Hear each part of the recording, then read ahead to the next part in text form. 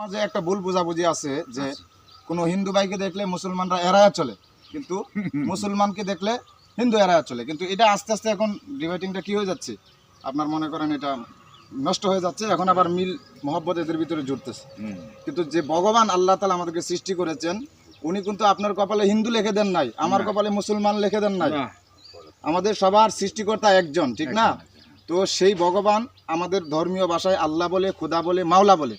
আপনাদের ভাষায় ভগবান, ঈশ্বর বলে, খ্রিস্টানদের ভাষায় গড বলে।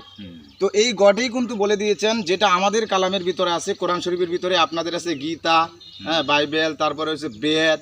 হ্যাঁ, যেমন বেদ হলো 4 ভাগে বিভক্ত: ঋগ্বেদ, সামবেদ, যজুর্বেদ, অথর্ববেদ। হ্যাঁ, আপনার ঋগ্বেদের ভিতরে আছে 10 নম্বর মন্ত্রের ভিতরে যে জ এতং দেবমক বিতং বেদ ন দ্বিতীয় ন তৃতীয় চতুর্থ নষ্টমে ন নবমে দশমে না পুচ্ছতে। হ্যাঁ, নৈন মূর্ধং নটি ইজং চং ন মধ্যে পরিযগ্রবত ন তস্য প্রতিমা অস্তি যশ নাম মহাযশ।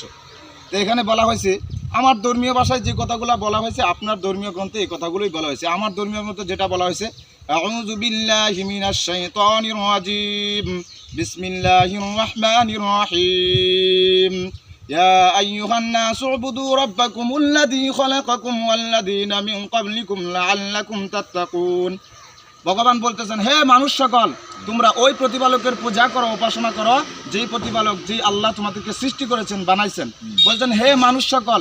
মানুষ বলতে আপনি হিন্দু মানুষ না, আমি মুসলমান মানুষ, বৌদ্ধ মানুষ, ইহুদি মানুষ, সবাইকে আল্লাহর পূজা করার জন্য বলছেন। তবে পূজার বচন ভঙ্গি বিভিন্ন রকম হয়।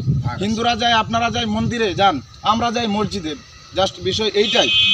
আর আপনার ধর্মীয় গ্রন্থের ভিতরে যে মূর্তি পূজার বিষয়টা, সেটা বলা আছে স্পষ্ট যে অন্ধংতম প্রবিশন্তি যাহ সংবতি উপাসতে ততবয়তে সম্বরতা, যে কঠিন নরকের ভিতরে প্রবেশ করে ওই ব্যক্তি, যেই ব্যক্তি নিজ হাতে বানানো জিনিসের কি করে পূজা করে, প্রতিমা পূজা করে। এর থেকে আরও কঠিন নরকে পূর্বে ওই ব্যক্তি, যেই ব্যক্তি মূর্তি পাথরগুলো দিয়ে বানায় তাদের পূজা করে। এতে এই জিনিসগুলো বোঝানোর জন্য একজন অবতার, আপনাদের ভাষায় বলে অবতার, আমাদের ভাষায় বলে নবী। আপনাদের যারা সনাতন ধর্ম আছে তাদের যুগ হলো 4টা: সত্য, ত্রেতা, দ্বাপর, কলি। এটা হলো কলির যুগ। আপনারা বলেন যে কলির যুগে একজন অবতার নবী আসবেন, আমরা বলি আসবেন, তবে আমরা বলি 1400 বছর আগে এসে চলে গিয়েছেন, তার নাম মুহাম্মদ সাল্লাল্লাহু আলাইহি ওয়াসাল্লাম। আপনারা বলেন আসেন নাই, আসবে সামনে।